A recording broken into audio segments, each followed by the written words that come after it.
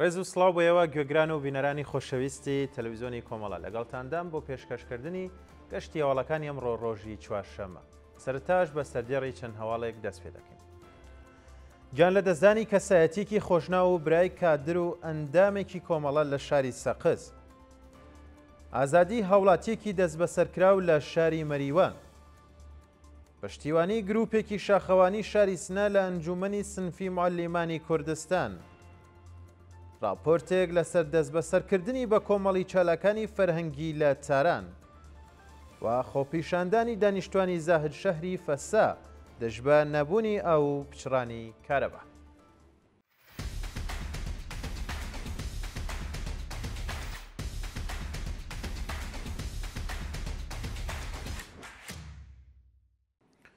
گیان لە دەستدانی کەسایەتیکی خۆشناو و برای کادر و ئەندامێکی کۆمەڵە لە شاری سەقز.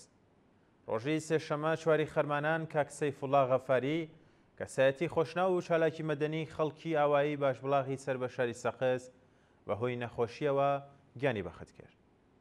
کاک سەیفوڵڵا لە ناو دۆست و کەسوکار و خەڵکی ناوچەکە کەسایەتیکی زۆر خۆشەویست و جەماوەری بوو و هەمیشە و لە هەموو ڕووداوەکانی شاری سەقز هەڵوێستی باش و ئازادی خوازانەی هەبوو. هەروەها زۆر بوێر و ئازا و چاونەترس لە مەراسمەکاندا دەردەکەوت و قسەی خۆی هەمیشە دەکرد. لە مەراسمی نەورۆزی ئەم ساڵدا لە شاری سەقز شاری مامۆستاخانە دەخوێنێتەوە و پاشان لەلایەن هێزەکانی دەریتڵاتیە و شارەوە دەست بەسەر دەکرێت. کاک سەیفوڵڵا برای گیان بەخت کرد و کاک خالیدی ئازیز ئەندامی تەشکیلاتی کۆمەڵە و هەروەها برازای خۆشەویستی گیان بەخت کرد و کاک حامید محەممەدی کادر و پێشمەرگەی کۆمەڵە بوو. ئەم بۆنەوە لەلایەن کۆمەڵە و حیزبی کۆمونیستی ئێرانەوە سەرخۆشی خۆمان ئاراستەی بنەماڵەی ئازیزی دەکەین. ئازادی هەوڵاتیەکی دەست بەسەرکراو لە شاری مەریوان. ڕۆژی دووشەمە سێ خەرمانان ڕەفیق موستەفایی تەمەن 42 ساڵ و خەڵکی شاری مەریوان پاش 25 ڕۆژ دەست بەسەرکران لە بەندینخانەیە و شارە ئازاد کرا. ناوبراو ڕێکەوتی نوێی گەلاوێژی ئەم ساڵ بە هێرشی هێزەکانی ئیدارەی ئیتڵاعاتی شاری مەریوان بۆ سەرشوێنی کارەکەی بە بێ بەڵگەی قەزایی دەست بەسەرە و پاش لێپرسینەوە بۆ بەندینخانەیە و شارە ڕاگوێزرا بوو.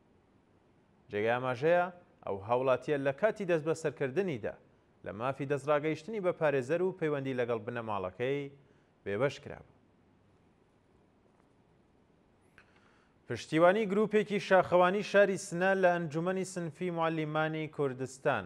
گروپی شاخەوانی ئەرغەوان لە شاری سنە لە کۆبوونەوەیەکدا ڕایانگەیاند بۆ پشتیوانی لە معلمانی لەسەر کار دەرکراو ڕۆژی هەینی حوتی خەرمانان ڕێپێوانێک لەو شارە بەڕێوە ئەبن. لە ڕۆژانی ڕابردوودا لەلایەن دەیان ڕێکخراوی مرۆیی و مەدەنی کەسایەتی ناسراو گروپی شاخەوانی و هەروەها چالاکانی مەدەنی و ژینگەی لە شارەکانی کوردستان و ئێران دەیان چالاکی بۆ پشتیوانی لە معلمانی لەسەر کار دەرکراوی ئەندام لە ئەنجومەنی سنفی معلمانی کوردستان بەڕێوە چووە و گوشارەکانیش بۆ هەڵوەشانەوەی حکمی ناڕەوا بە سەریاندا ڕۆژ بە ڕۆژ زیاتر دەبێتەوە. راپۆرتێک لەسەر دەست بەسەرکردنی بە کۆمەڵی چالاکانی فەرهەنگی لە تاران. ڕۆژی چوارشەمەی پێشوو واتە 29 گەلاوێژ 5 کەس لە چالاکانی فەرهەنگی و سیاسی لە شاری تاران بە هێرشی هێزەکانی ئیدارەی ئیتڵاعاتیە و شارە ڕفێنراون و هێشتاکە شوێنی ڕاگررتنیان دیار نییە. بە پێراپۆرتی ڕێکخراوەکانی مافی مرۆڤ ئەو 5 چالاکوانە بەناوەکانی ئەحسان ڕۆستەمی، ڕامین ڕۆستەمی، حەسەن توزەندەجانی، نیما مەهدی زادگان و مەرجانە دەشیر زادە لەلایەن هێزەمنیەکانی ڕژیمەوە بە تونند و تیژە و دەست بەسەر کراون و هێشتا مافی پەیوەندیگرتن لەگەڵ بنەماڵەکانیشیان پێنەدراوە. ئەحسان ڕۆستەمی وەرگێڕی دەیان کتێب لە بواری ئابووری سیاسی و ڕەخنە لە سەرمایەداری جیهانیە. جێگای ئاماژەیە ئەو 5 هاوڵاتیە دەست بەسەر کراون و لە کاتی دەست بەسەرکردنیاندا تا ئێستا مافی دەستڕاگەیشتیان بە پارێزەر و پەیوەندی لەگەڵ بنەماڵەکانیان پێنەدراوە و تەنانەتیش هۆکاری دەست بەسەرکرانیان هەر دیار نییە. کۆبوونەوەی ناڕزایەتی ماڵدزراوانی پرۆژەی حەکیم لە تاران. ڕۆژی سێشەمە چواری خەرمانان ماڵدزراوانی پرۆژەی حەکیم لە شاری تاران بۆ دووەمین ڕۆژی بەردەوام و دژ بە دیارنەبوونی چارەنووسی داراییەکانیان ناڕزایەتیان دەربڕی. بەشداربوانی کۆبوونەوەکە بەوتنەوەی دروشم دژ بە ملکەچی دەستگای قەزای ڕژیم لە بەرامبەر تۆڕی ڕانت و گەندەڵی ناڕزایەتیان دەربڕیوە و باڵکردنی پلاکارد خوازیاری بە دوواداچوونەوەی ناوەندە قەزایەکانی ڕژیم لەسەر ئەم دۆسیەیە، گواستنەوەی دەستبەجەی ئەم دۆسیەیە بۆ دادگای کەیفەری یەکەم و هەروەها کۆتاییاچنی ناڕوونی چارەنووسیان و نابەرابەری بوون. خۆپیشاندانی دانیشتوانی زاهد شەهری فەساد دژ بە نەبوونی ئاو پچڕانی کارەبا. ڕۆژی سێشەممە 4 خەرمانان دانیشتوانی ناوچەی زاهد شەهری فەسا سەر بە پارێزگای فارس دژ بە نەبوونی ئاو پچڕانی بەردەوامی کارەبا لە بەردەم ئیدارەی کارەبای ئەو شارە کۆبوونەوە و ناڕزایەتیان دەربڕی. ناڕازیان بە وتنەوەی دروشم دژ بە سیستەمی گەندەڵی کۆمەری ئیسلامی، ناکارەمەی بەرپرسان، خراپی دۆخی ژیان و مایشەتیان و هەروەها بایەخنەدانی ڕژێمی کۆماری ئیسلامی بە دۆخی تەندروستی هاوڵاتیان کۆبوونەوە. خۆپیشەندەران جەختیان لەسەرەوە کردوێتەوە کە ئەگەر کێشەی ئاو کارەبا لە ئێران چارەسەر نەبێت، ناڕزایەتیەکان بەربڵاوتر دەکەنەوە و بەردەوامی ژەبن لە خۆڕاگری دژ بە سیاسەتەکانی ڕژیم.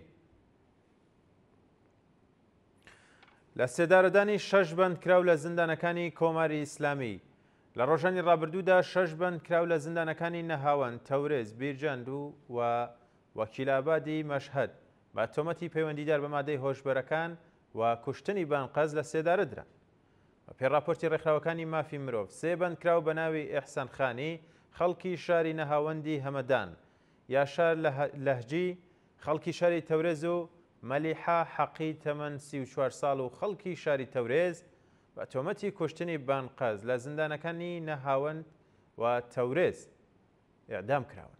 هەروەها 3 بەندکراوی دیکە بە ناوەکانی عاسف ڕەخشانی تەمەن 28 ساڵ و خەڵکی بلوچستان، جەواد سوهەیلی و نادر سەبهەدار بە تۆمەتی پەیوەندیدار بە مادەی هۆشبەر لە زیندانەکانی ناوەندی بیرجەند و وەکیلابادی مەشهەد ئێعدام کراون.